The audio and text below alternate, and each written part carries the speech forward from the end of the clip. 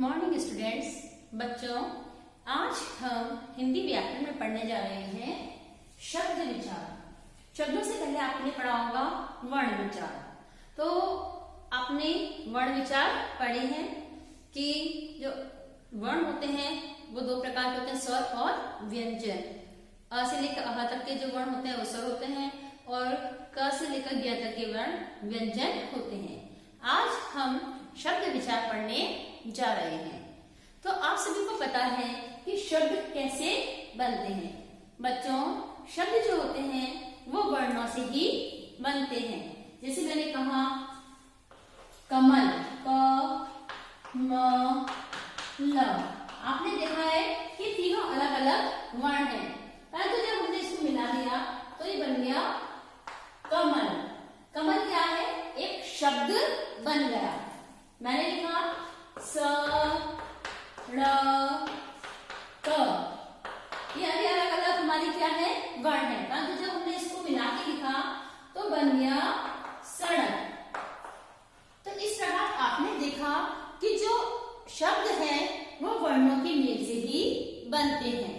तो वर्णों का एक ऐसा समूह जिसका कोई अर्थ निकले या वर्णों का सार्थक समूह को हम शब्द कहते हैं। तो ये शब्द वर्णों का समूह कैसे है? सार्थक है, इसलिए ये क्या बना? शब्द बना। इधर स ड़ क हमने इसको मिलाया तो सड़क बना। इन शब्दों का इन वर्णों का समूह कैसा है? हमने इनको समूह में किया तो ये एक सार्थक शब्द बन गया। परंतु हम देखते हैं यदि हम वर्णों का क्रम गलत कर देते हैं तो हमारे शब्द सही नहीं बनते। जैसे मैंने आपने कमल लिख देखा है, अगर अब मैं इसको म प्लस क प्लस ल लिखूंगी तो बन गया मकल। स ड़ क है तो मैं क प्लस ड़ प्लस स लिख दिया तो क्या बन गया? कड़स। तो आपने देखा ये जो दो शब्द हैं इन दोनों का कोई अर्थ नहीं निकला। तो कहने का तात्पर्य यह है कि वर्णों के सार्थक समूह से शब्द बनते हैं।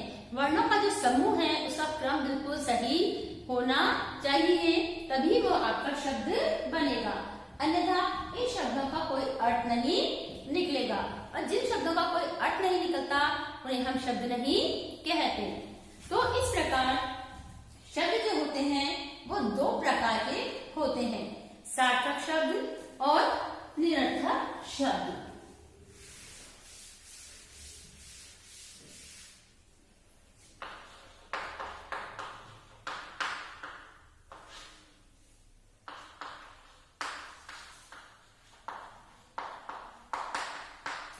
शब्द जो है वो कितने प्रकार के होते हैं? दो प्रकार के।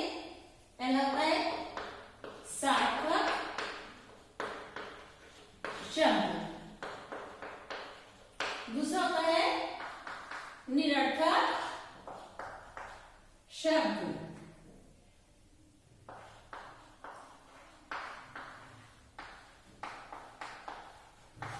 सार्थक शब्द कौन से होते हैं? जिन शब्दों का कोई अर्थ निकलता है। जैसे मैंने लिखा कमल लिखा था, तो कमल शब्द क्या है? एक सार्थक शब्द है, क्योंकि कमल का क्या है? एक अर्थ होता है। कमल एक फूल होता है। और निरर्थक क्या होता है? जिसका कोई अर्थ ना निकले। जैसे मैंने लिखा मकर सॉरी, तो आपने लिखा मकर शब्द का कोई अर्थ नहीं निकलता, तो इसलिए मकर शब्द क्या हो गया? निरर्थक शब्द हो गया। जैसे आपने देखा सड़क, इधर मैंने इसको लिखा। अब आपने सड़क जो शब्द है इसको देखा कि इसका एक अर्थ निकला है। शब्दों का समूह सार्थक है, इसीलिए क्या हुआ? सॉरी, वर्णों का समूह सार्थक है इसलिए वो शब्द बना। और जो शब्द वही होता है जिसका कोई अर्थ निकलता है। अब सड़क है, सड़क शब्द को हमने अगर हमने सड़क शब्द के टुकड़े किए तो स प्लस ड़ प्लस क, और हमने जब इनको मिलाया तो शब्द बनाया सड़क, और सड़क शब्द का हमारा अर्थ निकला है। तो जिन शब्दों के अर्थ निकलते हैं उन्हें हम सार्थक शब्द कहते हैं, और जिन शब्दों का कोई अर्थ नहीं निकलता है उन्हें हम निरर्थक शब्द कहते हैं। तो स्रोत के आधार पर, ये अर्थ के आधार पर जो शब्द होते हैं वो दो प्रकार के होते हैं, सार्थक शब्द और दूसरा होता है निरर्थक शब्द। इसके बाद हम पढ़ेंगे स्रोत के आधार पर शब्दों के भेद। ये तो आपने पढ़ा था किसके आधार पर, अर्थ के आधार पर। अब हम पढ़ेंगे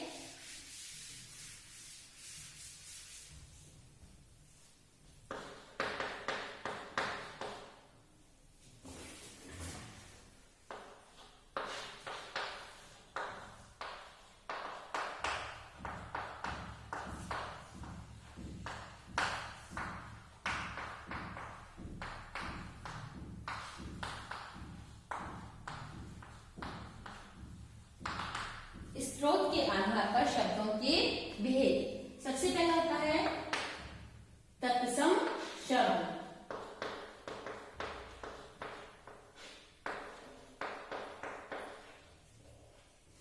दूसरा होता है तद्भव शब्द।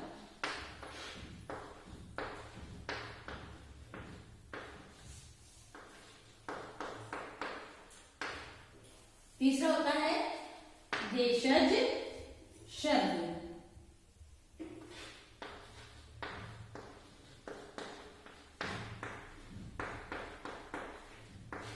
और चौथे नंबर पे होता है विदेशी शब्द।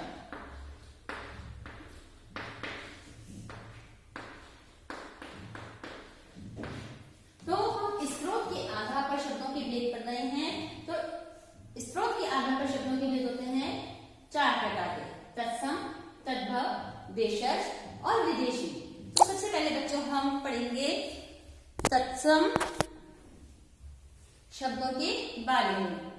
जो शब्द संस्कृत से हिंदी में आए हैं और अपने मूल रूप में ही प्रयोग किए जाते हैं उन्हें हम तत्सम शब्द कहते हैं। यानी कहने का तात्पर्य है कि तत्सम शब्द संस्कृत के शब्द होते हैं और ये अपने जिस रूप में होते हैं उसी रूप में प्रयोग किए जाते हैं, उसमें कोई बदलाव नहीं किया जाता है। जैसे रात्रि है तो रात्रि की जगह हम रात्रि ही लिखेंगे। जैसे कि मैंने कहा कि रात्रि में आकाश में तारे टिमटिमा रहे हैं, तो रात्रि की जगह अगर मैंने रात्रि ही प्रयोग किया है तो इट मीन्स रात्रि क्या है, हमारा तत्सम शब्द है। अब तद्भव शब्द वे शब्द होते हैं जो संस्कृत भाषा से हमारी हिंदी में आए हैं, परंतु अपनी बोलचाल में हमको उसको आसान बनाने के लिए हमने उसके रूप में परिवर्तन कर लेते हैं।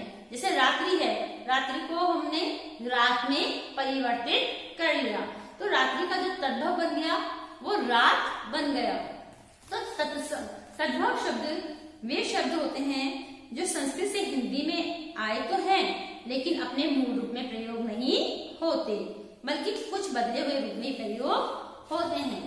उन्हें हम तद्भव शब्द कहते हैं। जैसे कि अभी मैंने आपको बताया था कि संस्कृत से हमारी हिंदी में तो आ गए, परंतु हमने अपनी बोलचाल की भाषा को इजी बनाने के लिए उसमें क्या किया, बदलाव कर लिया। जैसे कि मैंने बोला अब रोज आग जलाने के लिए अग्नि शब्द का प्रयोग तो नहीं करते।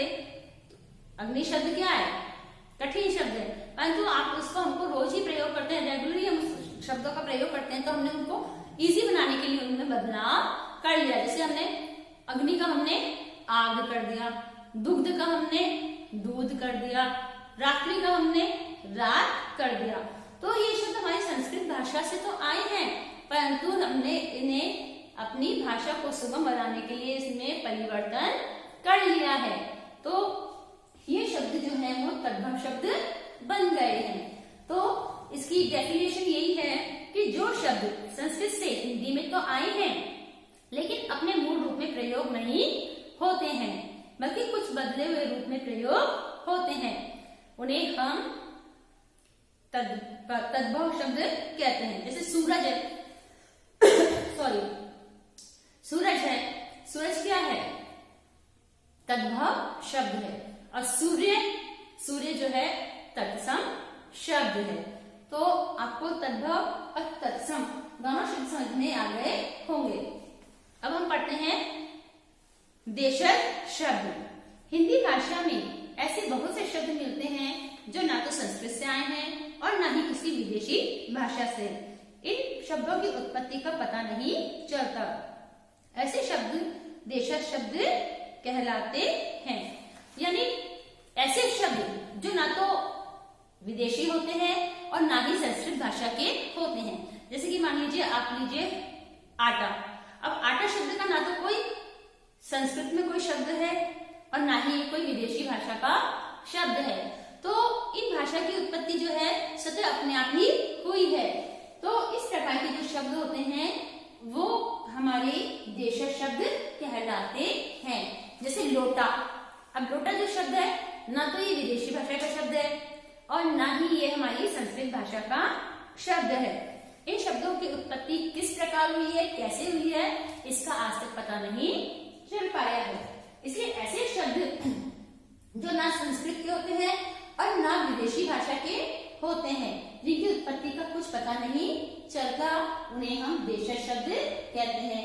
जैसे कि आटा है, घोंसला है, पीटना है, लोटा है, लड़का है, खटपट है, खटमल है, मिर्ची है। अब आप उसके बाद हमारे मन में ख्याल आता है मिर्ची शब्द किसने बनाया होगा, कैसे बनाया होगा, सबसे पहले किसने इसको बोला होगा। तो ऐसे ही शब्द जो हैं क्या कहलाते हैं, ऐसे ही शब्द हमारे देशज शब्द कहलाते हैं, जिनकी उत्पत्ति के बारे में कुछ भी हमें पता नहीं है और ना ही संस्कृत के शब्द हैं और ना ही विदेशी भाषा के शब्द हैं। अब हम पढ़ते हैं विदेशी शब्द। विदेशी शब्द वे शब्द होते हैं जो विदेशी भाषाओं के प्रभाव में आने के कारण हमारी हिंदी भाषा में शामिल हो गए हैं। आप जानते हैं कि भारत पहले बहुत समृद्ध देश था। हमारे देश में व्यापार करने के उद्देश्य से अलग अलग जगह से लोग आकर रहने बसे गए। जैसे आर्य लोग आए, द्रविड़ लोग आए, तुर्की के लोग आए, अरबी लोग आए, फारसी लोग आए। तो बहुत सारी विदेशी जातियां आके हमारे देश में रहने लगी और उन्हीं के संपर्क में आने से हमारी भाषा में उनकी भाषा के कुछ शब्द शामिल हो गए हैं। तो वे ही शब्द हमारे विदेशी शब्द कहलाए हैं। तो विदेशी भाषा के प्रभाव में आने के कारण जो शब्द हमारी हिंदी में सम्मिलित हुए हैं उन्हें हम विदेशी शब्द कहते हैं।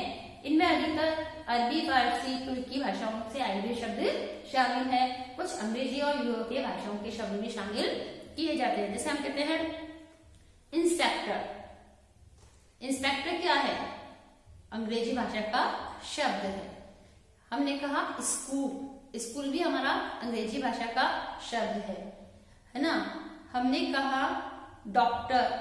डॉक्टर भी हमारा अंग्रेजी भाषा का शब्द है। तो बहुत सारे जो शब्द हैं वो हमारे विदेशी भाषाओं के प्रभाव में आने के कारण हमारी हिंदी भाषा में शामिल हुए हैं और उन्हीं शब्दों को हम विदेशी शब्द कहते हैं। बच्चों, हम इतना ही पढ़ेंगे। आगे का विस्तार से शब्द विचार का जो विस्तार से वर्णन है वो हम आगे की कक्षाओं में पढ़ेंगे। धन्यवाद।